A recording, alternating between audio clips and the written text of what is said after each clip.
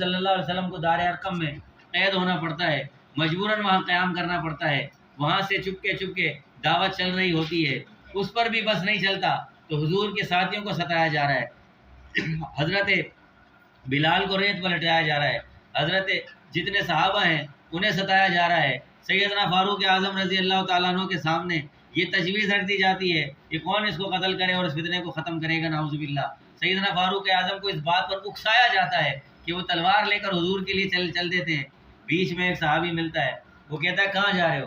کہا آج تمہارے محمد کا مقابلہ کروں گا، چھوڑوں گا نہیں۔ تو کہا پہلے اپنے گھر کا تو جائزہ لے لو، تمہاری بہن اور تمہارا بہنوں ہی مسلمان ہو گیا ہے۔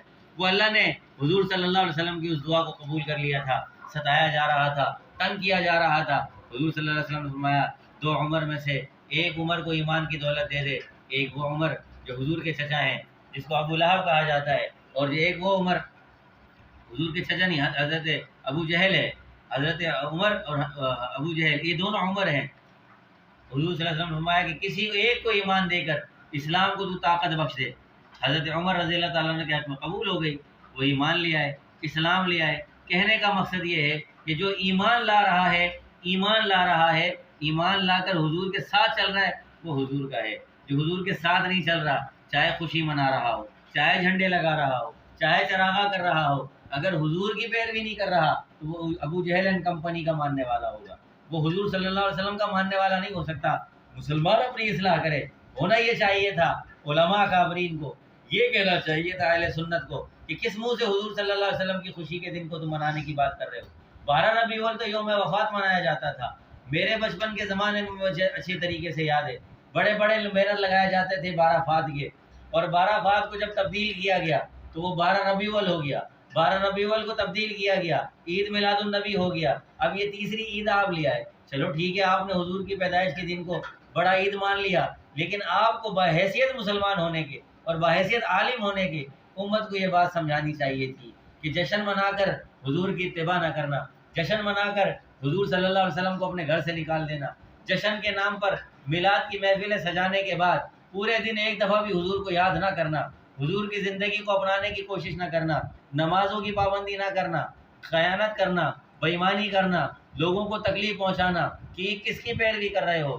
اس کی جو ابو لہب ہے، تبت یادا ابی لہب وتب، قرآن جس کے لیے نازل ہو گیا، اس نے حضور کی پیدائش پر خوشی تو منائی تھی لیکن حضور کی بعثت کے اوپر خوشی نہیں منائی، حضور کا دشمن بن گیا، حضور صلی اللہ علیہ وسلم کی مخالفت کرنے والا بن گیا۔ آج کا مسلمان خوشی مناتا ہے لیکن اتباع نہیں کرتا، تو ابو جہل اور ابو لہب کی کمپنی میں جانے سے بچو، اپنے آپ کو بچانے کی کوشش کریں۔ میں علماء پہ بھی کہہ رہا ہوں، یہ اہل سنت کے نام پر لائٹیں لگاؤ، خوشی مناؤ، کیا کر لیا آپ نے؟ روک سکے خرافات کو؟ آپ کی مساجد کے اندر یہ بنگڑے ڈل رہے ہیں، اگر جس طریقے سے ناچ گانے کی محفلیں ہوتی ہیں، نعت خوانی کے نام پر ناچ کر یہ بات باور کی جا رہی ہے کہ آپ خرافات کو نہیں روک سکتے ہیں۔ آخری زمانہ ہے، معذرت کے ساتھ علماء کرام، میرا کوئی اختلاف کا مقصد نہیں ہے، لیکن آخری زمانے میں فتنوں کے دور کے اندر آپ کو جائز طریقے سے گفتگو کرنی چاہیے تھی، آپ کو ڈنڈا لے کر ہاتھ میں گفتگو کرنی چاہیے تھی کہ خبردار کہ اس طرح خوشی نہیں منانا، کہ جس طریقے سے تم حضور کو بھول جاؤ اس طرح خوشی نہ منانا، کہ حضور صلی اللہ علیہ وسلم کی پیروی چھوڑ دو اس طرح خوشی نہ منانا، کہ حضور صلی اللہ علیہ وسلم کی توہین کرنے والے بن جاؤ۔ یاد رکھو، نماز چھوڑنے پر اتنا جلدی اللہ کا عذاب نہیں آتا، روزہ چھوڑنے پر اللہ کا عذاب نہیں آتا، حج پر نہ جاؤ اللہ کا عذاب نہیں آئے گا، یہ فرائض ہیں، اللہ توفیق دے، توبہ کیا آپ کر لو گے۔ اللہ کو غصہ، غضب اور جاہ و جلال جب اللہ کا عروج پر پہنچتا ہے تو اس کی بنیادی وجہ صرف اتنی سی ہوتی ہے کہ جناب رسول اللہ صلی اللہ علیہ وسلم کی پیروی نہیں کی جاتی، نہ صرف پیروی سے منہ موڑا جاتا ہے بلکہ حضور کے نام پر بیعت بھی کی جاتی ہے، حضور صلی اللہ علیہ وسلم کے دن پر خرافات کی جاتی ہیں، عورتوں اور مردوں کا اختلاط ہوتا ہے، اگر عورتوں اور مردوں کا اختلاط نہیں بھی ہو رہا تو میلاد کی محفلوں میں لوگ نہیں ناچ رہے، نہیں جھوم رہے، حضور صلی اللہ علیہ وسلم کا نام لے کر حضور کی گستاخیاں نہیں ہو رہی۔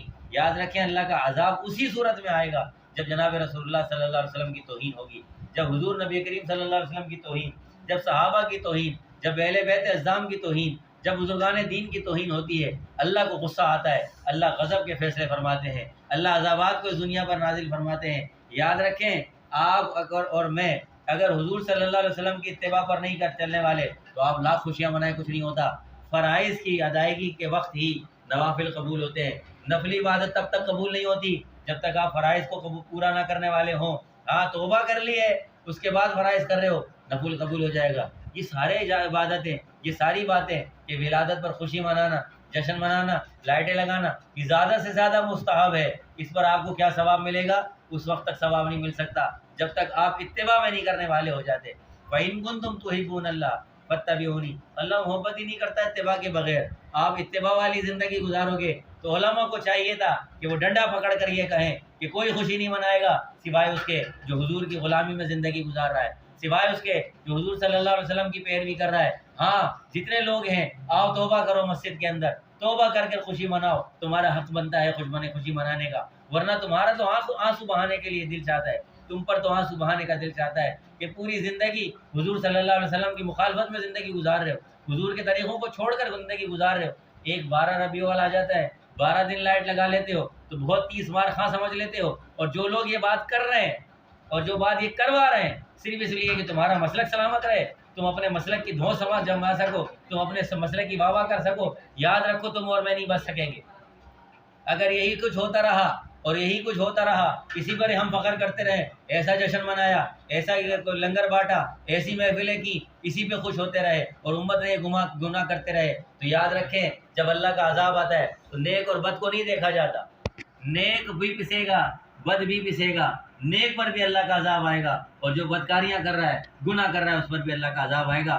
علماء صلحات کیا کا کام یہ ہے کہ وہ دین کی بات کو پہنچائے, دین کے پیغام کو پہنچائے, امت کی اصلاح کی فکر میں لگ جائے. ہاں بھائی حضور کی پیدائش کے دن خوشی مناؤ, حضور کے پیدائش کے مہینے میں خوشی مناؤ, لیکن یہ عہد کر کے خوشی مناؤ کہ جس وجہ سے حضور صلی اللہ علیہ وسلم خوش ہوتے ہیں. حضور صلی اللہ علیہ وسلم تمہاری خوشی منانے سے خوش ہو جائیں گے؟ ہرگز نہیں. حضور کی خوشی صحیح روایتوں سے ملتی ہے.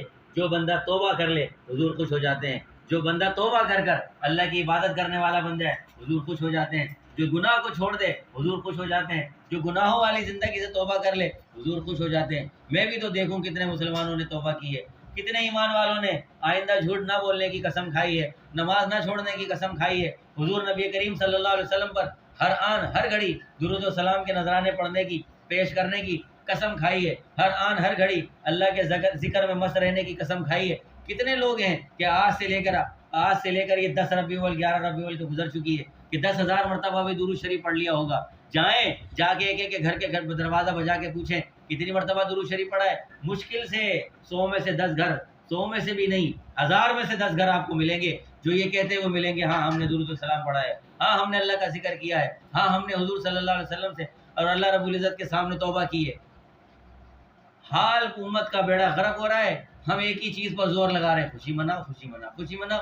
دوسرے مخالفین کیوں مناتے ہو کیوں مناتے ہو کیوں مناتے ہو کیوں مناتے ہو, اسی چکر میں لگے ہوئے ہیں اور اپنے مسلک کی پرچار کر رہے ہیں. دین کہاں ہے بھائی, اسلام کہاں ہے بھائی, حضور صلی اللہ علیہ وسلم کا تڑپنا کہاں ہے, حضور صلی اللہ علیہ وسلم کی زندگی کہاں ہے, آپ علیہ الصلوۃ والسلام اس دنیا میں کیوں آئے تھے, کس مقصد کے لیے اللہ رب العزت نے حضور صلی اللہ علیہ وسلم کو خاتم النبیین بنایا, امام الانبیاء بنایا اور سارے کی ساری مخلوقات کا سردار بنایا اور مجھے اور آپ کی امتی بنایا. کیوں, کس وجہ سے اس امت کو خرجت للناس تأمرون بالمعروف کا ہے؟ اسی لیے کہ خرافات کو دیکھ کر ناچیں, خرافات کو دیکھ کے کہیں کہ وہ اپنی قبر میں جائے گا, ہم اپنی قبر میں جائیں گے. کوئی ایک آنکھ رونے والی نہیں ہے. آپ دیکھ لیجئے گا ربیع الاول کے مہینے میں کتنی مسجدوں کے اندر فجر سے لے کے ظہر میں اہل سنت بریلوی مسلک کی مسجدوں میں نماز پڑھ لے, دیوبندیوں کی مسجد میں نماز پڑھ لے, بامشکل کو ایک آدھ مسجد ملے گی جو ان خرافات کے اوپر آنسو بہانے والی ہوگی. باقی سارے عید مبارک, جشن مبارک, خوشی مبارک. حضور صلی اللہ علیہ وسلم کی سنتوں کو ذبح کر کے داڑھی کو منڈا کر کل عید میلاد النبی منائی جائے گی. حضور صلی اللہ علیہ وسلم کی مبارک سنتوں کو اور احکامات کو فراموش کر کر بے پردہ ہو کر عورتیں باہر نکلیں گی اور کہہ رہے ہیں جی جشن مناؤ جشن مناؤ جشن مناؤ جشن مناؤ. یہ وقت تو یہ ہے کہ علماء کرام, صلحاء, اتقیاء, محدثین سارے جمع ہو کر اللہ کے سامنے توبہ استغفار کریں, یا اللہ امت کو کیا ہو گیا, یا اللہ امت یہ کہاں جا رہی ہے. مجھے اس سے اختلاف نہیں ہے کس دن خوشی منانی ہے کس دن نہیں, مجھے اس سے اختلاف نہیں ہے, مجھے اس سے کوئی لینا دینا نہیں ہے آپ کتنی لائٹیں لگاتے کتنی نہیں.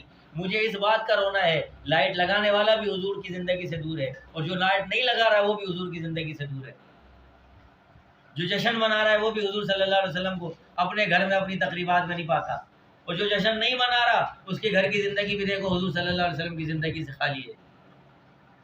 اور جشن مناؤ، لقد کان لکم فی رسول اللہ اسوۃ حسنہ، بڑے دھلڑے سے کہہ دیں گے ما کان ابا احد من رجالکم ولکن رسول اللہ وخاتم النبیین.